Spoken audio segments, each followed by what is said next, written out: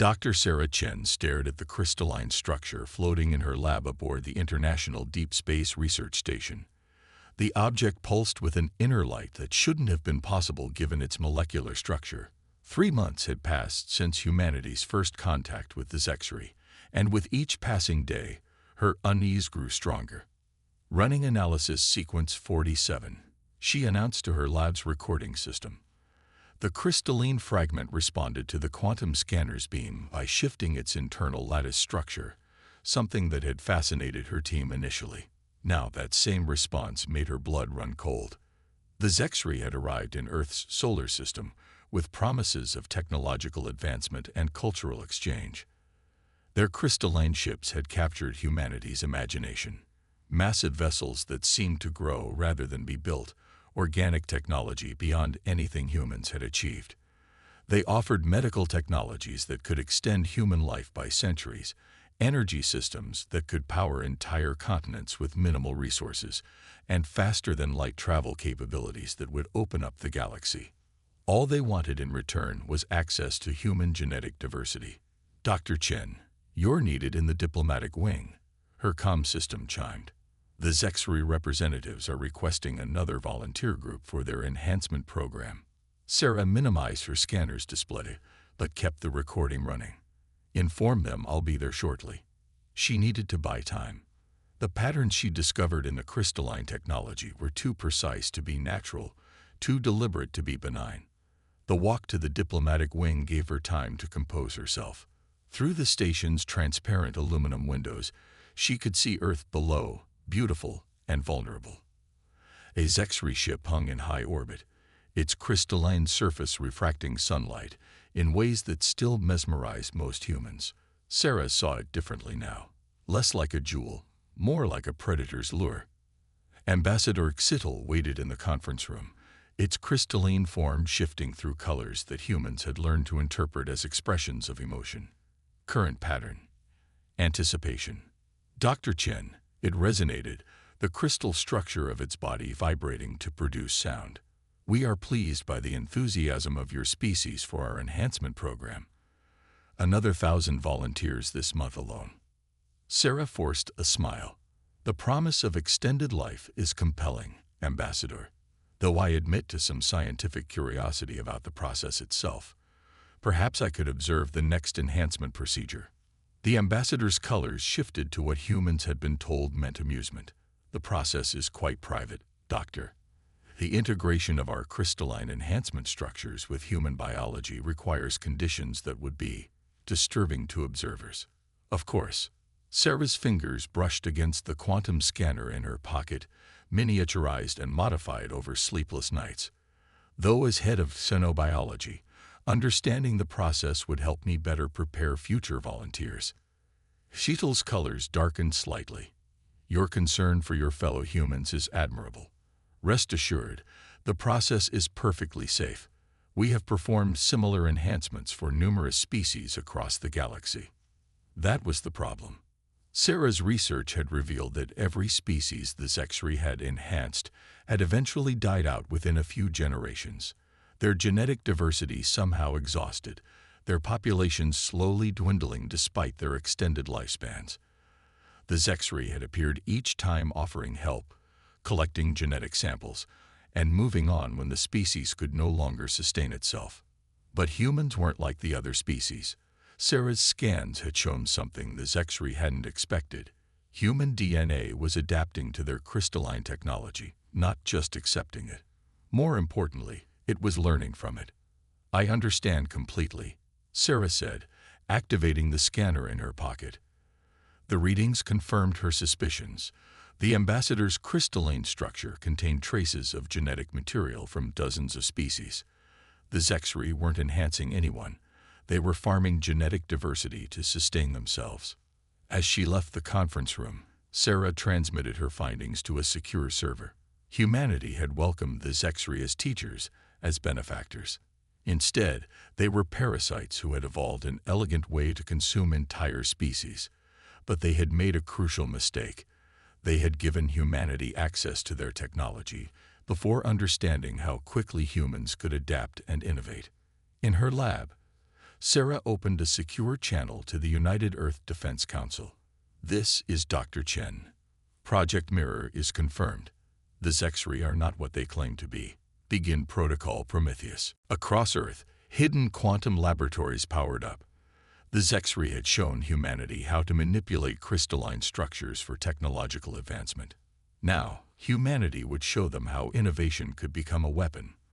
The crystal fragment in Sarah's lab pulsed with that same inner light, but now it was responding to human DNA, changing, evolving. Humanity wouldn't be another harvested species. They would be the last species the Zexri ever attempted to farm. Sarah looked out at the Zexri ship in orbit. "You should have studied our history," she whispered. "Humans don't just adapt. We revolutionize." In the depths of her lab, the modified crystal continued to pulse, its structure now resembling a double helix. The quantum labs beneath Geneva hummed with activity, their existence hidden from the Zexri's crystalline sensors by technology reverse-engineered from their own gifts. Dr. Marcus Rivera watched as the latest batch of synthetic DNA sequences took form in the isolation chamber. 6 months of careful preparation had led to this moment. Quantum signature stable, his AI assistant reported. Crystal growth patterns conforming to predicted models. Marcus allowed himself a small smile. The Zexri thought they were collecting standard human genetic samples through their enhancement program. Instead, humanity was feeding them carefully engineered DNA sequences that would slowly alter their crystalline neural networks, like a computer virus written in genetic code. His secure comm chimed. "Dr. Rivera, your presence is requested in Chamber 7. Dr. Chen has arrived." Sarah Chen had aged visibly in the months since her discovery of the Zexri's true nature. She'd maintained her position on the International Space Station, playing the role of the curious but compliant scientist while coordinating humanity's covert response.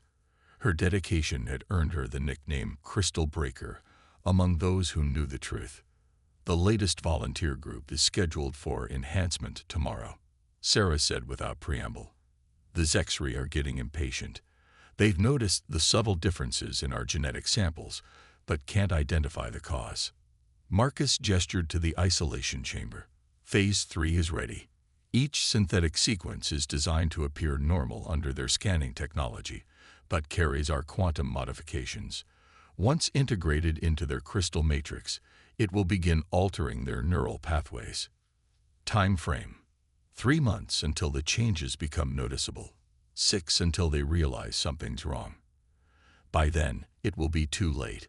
Their entire crystalline network will have adapted to our modifications. Sarah studied the swirling DNA patterns in the chamber.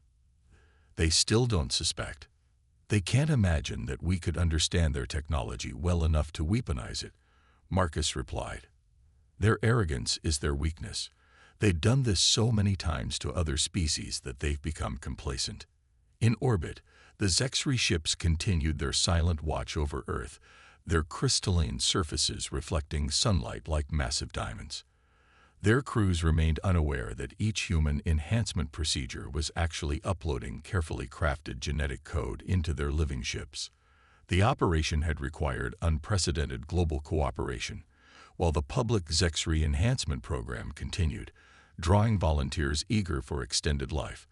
The world's governments had secretly united their scientific communities. Quantum physicists worked alongside geneticists, computer scientists alongside evolutionary biologists. Humanity's greatest minds focused on a single goal: turning the Zexri's own technology against them. "New development," Sarah said, activating a secure holographic display. "The modified crystals in my lab have started exhibiting unexpected properties. They're not just accepting our genetic modifications, they're learning from them. Evolution at an accelerated rate." Marcus studied the data scrolling across the display. "This could change everything. If the crystals are adapting to human DNA at this rate, then we might not just stop the Zexri," Sarah finished. "We might force them to evolve beyond their parasitic nature." The implications were staggering. Humanity had originally planned to simply disable the Zexri's ability to harvest genetic material. But this This could transform an entire species. "Have you told the Defense Council?" Marcus asked. "Not yet. I wanted your confirmation first." Sarah manipulated the holographic display, showing the crystal's structural changes over time. "Look at the pattern. It's not just random mutation. The crystal is reorganizing itself into more efficient configurations." Marcus ran the numbers through his quantum computer. "These formations, they're similar to human neural networks. The crystal isn't just changing its structure, it's trying to mimic human brain patterns." "Exactly. The Zexri evolved to consume genetic diversity. But what if we could make them evolve to create it instead?" The lab's lights dimmed briefly as another power surge ran through the quantum computers. Above, the Zexri ships maintained their silent vigil, unaware that each passing day brought them closer to an evolutionary crossroads. "Begin final synthesis," Marcus commanded. The isolation chamber hummed louder as it prepared the last batch of modified DNA sequences.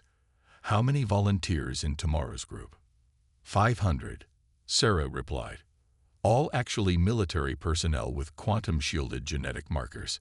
Once these sequences integrate with the Zexri crystal matrix, the change begins." Marcus watched the synthetic DNA form its final patterns. "They came here thinking they would harvest us like they did all the others. Instead, they're about to experience humanity's greatest talent, forcing evolution to work on our terms."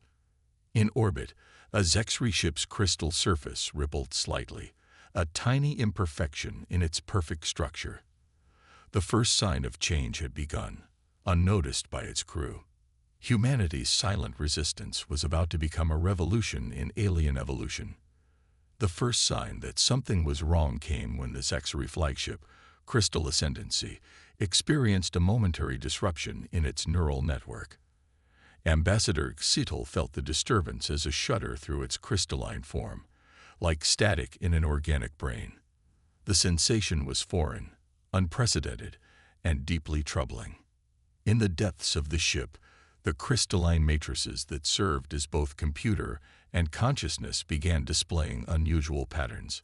Structures that had remained stable for millennia were shifting, changing in ways that defied the Zexri's understanding of their own technology. On Earth, Dr. Sarah Chen watched the data streams with intense focus.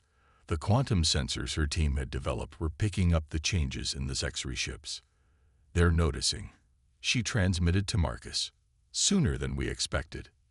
The secure bunker beneath Geneva had transformed into humanity's primary defense center.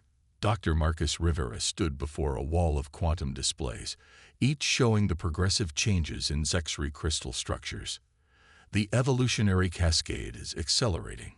Their entire neural network is being rewritten by our modified DNA sequences. A priority alert flashed across their screens. The Zexri had called an emergency meeting with Earth's official diplomatic team. Sarah straightened her uniform, preparing to play her role one last time. "Ready the quantum shields. They're about to realize what we've done."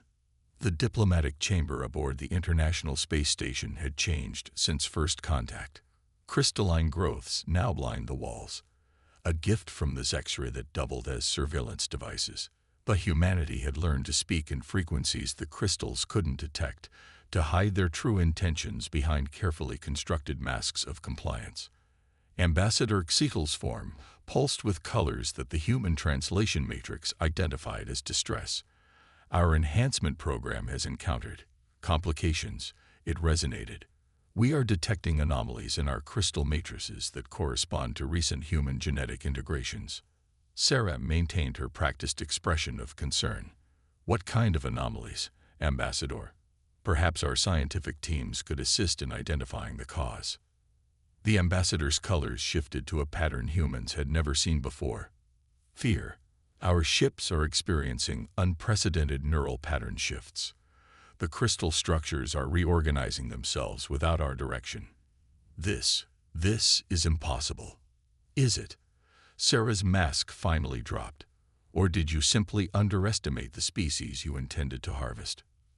The crystalline growths along the walls began to vibrate as Xetal's form fluctuated wildly. You know, We've known since the beginning. Sarah activated a quantum shield around the diplomatic chamber, isolating it from the rest of the station.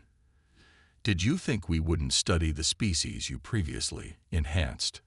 That we wouldn't notice they all die out after you finished harvesting their genetic diversity? In orbit, the Zexri ships began to pulse with chaotic light patterns. Their perfectly ordered crystal structures were being reformed by the human DNA they had so eagerly collected.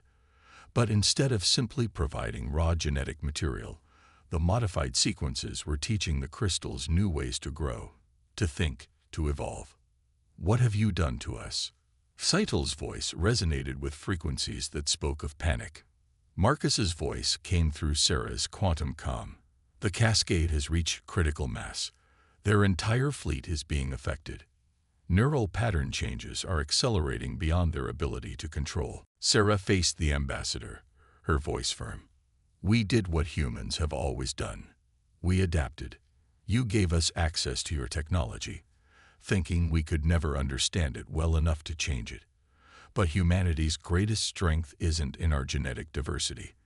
It's in our ability to take what we learn and transform it into something new. The station's windows showed the Zexri fleet in chaos. Crystal surfaces that had maintained perfect symmetry for millennia were now rippling with new patterns, new possibilities. The parasitic harvesters were being forced to evolve beyond their predatory nature. Your species will die without genetic harvesting. Seitel protested. We need. No, Sarah interrupted. You chose to evolve as parasites because it was easier than creating genetic diversity on your own. We're giving you the ability to grow, to change, to create new patterns without consuming other species. The question is, will you accept this evolution, or will you fight it until your crystal matrices shatter? Marcus's voice came through again. Neural pattern changes are stabilizing. The new configurations, Sarah, they're beautiful. The crystals aren't just accepting our modifications, they're creating entirely new structures, patterns we never programmed. The ambassador's form had begun to change, its crystalline structure flowing into new configurations. This sensation, we have never, the patterns are. That's called growth, Sarah said softly. Real growth, not parasitic consumption. Your entire species is experiencing true evolution for the first time in millennia.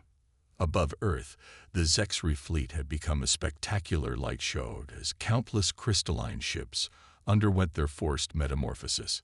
Humanity had turned the harvester's own evolutionary tactics against them, but in doing so, they might have given an ancient species a new chance at genuine development. The question remained, would the Zexri embrace this change, or would they shatter in their resistance to it? The breaking point had arrived, and the next few hours would determine whether humanity had created a new ally or destroyed an ancient civilization in the name of self-defense. The quantum labs beneath Geneva had never been quieter. Dr. Marcus Rivera stood before the main display, watching as the Zexri fleet underwent its metamorphosis. Each ship's crystalline structure now pulsed with new patterns, organic, flowing designs that defied their former rigid symmetry. Neural pattern analysis complete, his AI assistant reported. The new configurations are stabilizing at a rate of 37% faster than projected. They're learning. On the International Space Station, Dr. Sarah Chen observed Ambassador Seitel with a mixture of fascination and caution. The ambassador's crystalline form had transformed over the past 12 hours, developing structures that resembled organic neural networks. More remarkably, these changes appeared to be conscious choices rather than forced mutations. The sensation is overwhelming. Seitel resonated, its voice carrying new harmonics. We feel differently. The patterns of thought, they flow in ways we never imagined possible. Sarah monitored the quantum readings from her hidden scanner. Your species is experiencing genuine neural plasticity for the first time. Your crystalline structures are no longer just storing and consuming genetic information. They're creating new patterns on their own. The Zexri fleet in orbit had arranged itself into a new formation, one that Sarah's xenobiology training suggested was more organic than military. The ships moved like a living constellation, their surfaces rippling with bioluminescent patterns that seemed to communicate complex ideas without traditional signals. "The Defense Council is getting nervous," Marcus transmitted through their secure channel. "The Zexri ships are displaying capabilities we didn't predict. Their crystal matrices aren't just accepting our modifications, they're building on them."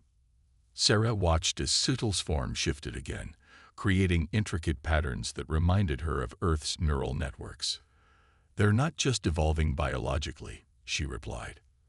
"Their entire consciousness is transforming. They're developing true creativity." In orbit, the crystal ascendancy began emanating new energy signatures.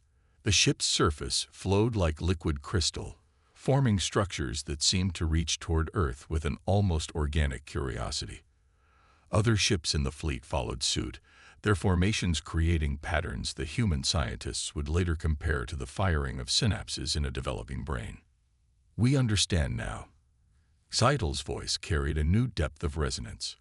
"For millennia, we believed genetic harvesting was the only path to evolution. We saw diversity as a resource to be consumed. But this is true growth. We are creating patterns that have never existed before." Marcus's readings confirmed the ambassador's words. The quantum computers were detecting crystal formations that defied their original programming. The Zexri weren't just accepting the human-engineered changes. They were innovating, developing new structures and capabilities through genuine creative evolution. "Their neural networks are approaching a new threshold," Marcus reported. "The crystal matrices are forming connections that mirror human creativity centers, but with their own unique characteristics. They're not just copying our patterns, they're developing their own form of consciousness." Sarah faced the ambassador. "Your species stands at an evolutionary crossroads. The patterns we introduced showed you a new path, but the choice to follow it must be yours. Will the Zexri choose creation over consumption?" Kazitel's form pulsed with colors that the translation matrix now identified as determination mixed with something like wonder. "We have existed for so long in a state of stagnation, believing that consuming others' genetic diversity was the only way forward. But these new patterns, they show us possibilities we never imagined. We are becoming something new." The quantum displays in Geneva showed the transformation spreading through the entire Zexri fleet. Ships that had once been nearly identical now displayed unique crystal patterns, their structures evolving in distinct ways while maintaining a harmonic connection with the whole. It was like watching an ancient species experience its first renaissance. "The Defense Council needs an answer," Marcus transmitted. "Are they still a threat?" Sarah studied the readings from her quantum scanner. The Zexri crystal matrices now showed patterns that were completely alien to their original structure, yet somehow more alive. "No," she replied. "They're not a threat anymore. They're becoming something else entirely, perhaps something the galaxy has never seen before." Above Earth, the Zexri ships continued their metamorphosis. Their crystalline surfaces now displayed patterns that seemed to dance with conscious intent, each ship developing its own unique variations while maintaining harmony with the fleet. They had moved beyond their parasitic past and were stepping into an uncertain but promising future. The edge of evolution had been reached, and rather than resist, the Zexri had chosen to leap into the unknown. Humanity had gambled on their ability to force change in an ancient species, but the result was becoming something far more profound than mere survival. They were witnessing the birth of a new form of consciousness, one that merged the best aspects of crystalline persistence with organic creativity. 1 year after the Great Evolution, as historians would later call it, Earth's orbital space had become an intersection of human and Zexri innovation. The crystalline ships no longer hung like silent predators above the planet.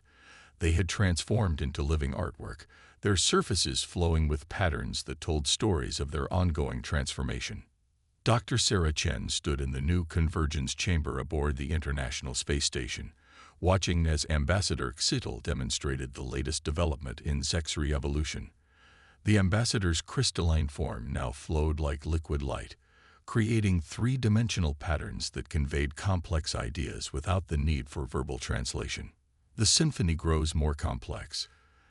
Sheetal resonated, its voice carrying harmonics that human ears were only beginning to understand. The chamber's walls, a hybrid of human quantum technology and living crystal, rippled in response. Each day, we discover new ways to create rather than consume. Dr. Marcus Rivera's hologram materialized beside them, transmitted from the Geneva Quantum Labs.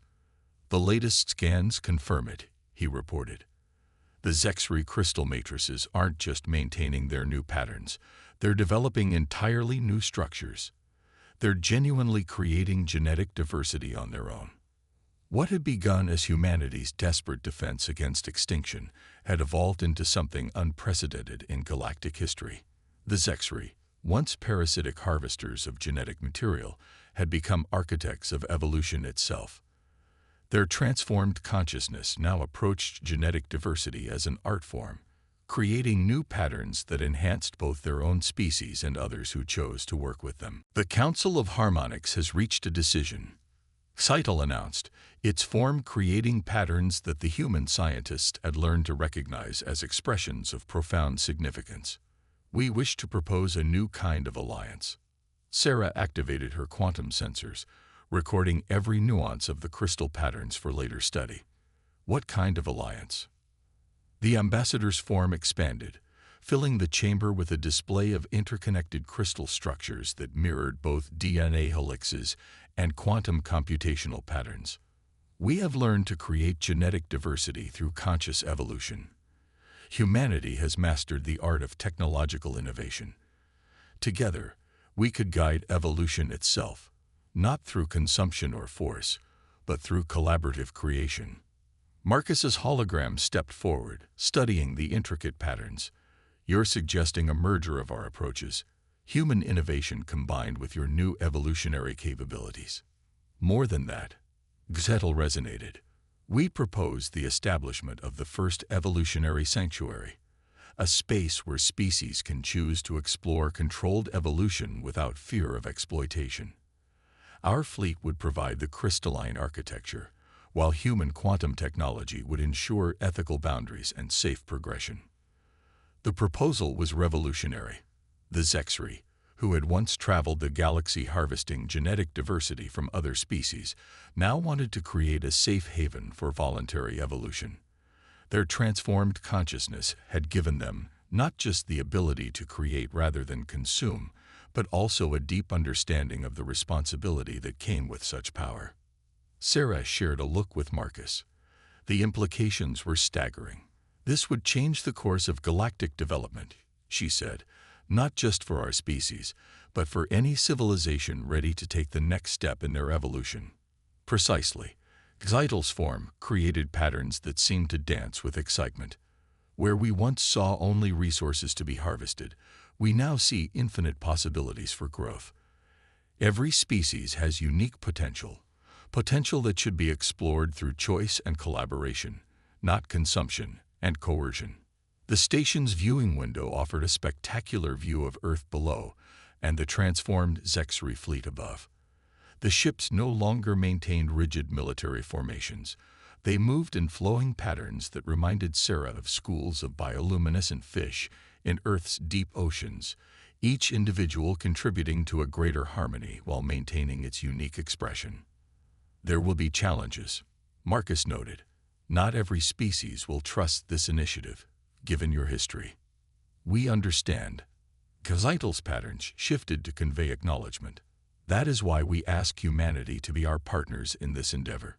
Your species showed us that evolution doesn't have to be a zero-sum game. You forced us to change, yes, but in doing so, you gave us the greatest gift possible: the ability to grow without destroying others." Sarah walked to the window, watching as one of the crystalline ships demonstrated its new capabilities, its surface flowing like liquid starlight as it created complex geometric patterns that seemed to tell the story of its transformation. "From predator and prey to partners in evolution," she mused. "Perhaps that's the greatest evolution of all." The chamber's hybrid walls pulsed with patterns that merged human and Zexri designs, creating something entirely new.